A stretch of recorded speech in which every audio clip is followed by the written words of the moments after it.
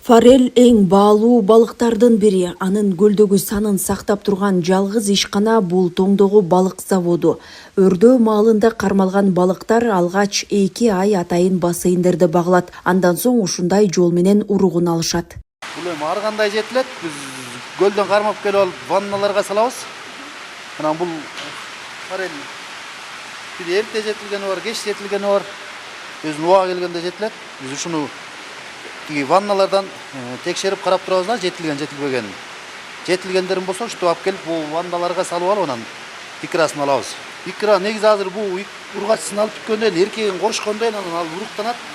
Ошо уруктангандан кийин анан бул аппараттарга салынат. Балыкты жасалма жол менен уруктандыруу жеңил көрүнгөнү менен абдан көп убакыт жана түйшүктү талап кылат. Уруктар чабак болуп чыкканча орто эсеп менен 45-50 күн керек.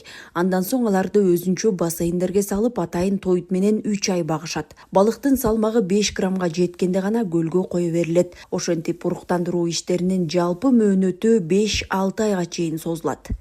Орто жерден дагы баягы 300 миңге чейин да түшүп калганбыз. Баягы урук башында балык азайып кеткен байланыштуу. Мына азыркы учурда Кудайга шүгүр балык азыр өзүңүздөр деле көрүп атасыңар, аябай президенттин указынын негизинде аябай катуу көзөмөлдөнүп, балыктар көбөйүп, көл суудан мурун балык көрбөй алганбыз. Азыр сууда мына балыктар өзүңүздөр деле көрсөңүздөр болот да, суунун баары балык. Быйыл заводдун планы боюнча 1 миллион 200 миң форелдин уругун алуу керек. Азыркы учурда пландын жарымы аткарылды. Декабрь айынан тартып Сига, Лудога балыктарынын уругун алуу иштери башталат. Жалпысынан завод жыл сайын 20 миллионго чейин чабак өндүрөт. Жеке эле биз форель балыгын өстүрбөйбүз. Жактан Сига, Лудога балыгынан 9 миллион урук алабыз андан дагы. Андан сырткары Орто Токой көлүнөн дагы бизге договордун негизинде аяктан 2 миллионго жакын урук келет Сига балыгынан. Андан сырткары мына карп сазан балыгынан 10 миллионго жакын урук алабыз. Форелдин өз алдынча өрдөөсүнө салыштырмалуу жасалма жол менен уруктандыруу алда канча натыйжалуу. Эгер жасалма уруктандыруу жүргүзүлбөсө, бул балык түрү жоголуп кетүү коркунучунда. Мына ушул себептен форелди көбөйтүү иштери Совет мезгилинде эле изилденип, атайын завод курулган.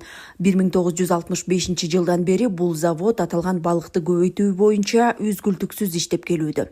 Мыс көлгө быйыл жалпысынан балык чарба өнөр жайы комплекс департаменти ушу Тоң мамлекеттик балык чарбасынан жеке чарбалар менен биригип 16 миллионго жакын балыктын чабактарын салма жол менен көбөйтүп кое берилди. Буларды айта кетсем, Тоң мамлекеттик балык чарбасынан 570 миң ысык көл форелинин уругу чабактары кое берилди. 5 миллион 800 миң Сига, Лудога балыгыныкы, 6 миллион карп сазан балыгынын личинкасы жана 1 миллион 200 миң карп сазандын 3 ай өстүрүлүп 5 граммга жеткирилген чабактары кое берилди. 60 жылдан бери балык өстүрүү менен алектенген заводдун имараты эскиргенине карабай, жылдык планды толугу менен аткарышат. Быйыл ишкананын аймагына бир нече жаңы имарат кошулду. Корея өлкөсүнүн каржылоосу менен салынган бул имараттар ачылса, балык чарбасына байланыштуу окутуулар жана илимий иш-чаралар өтө баштамакчы.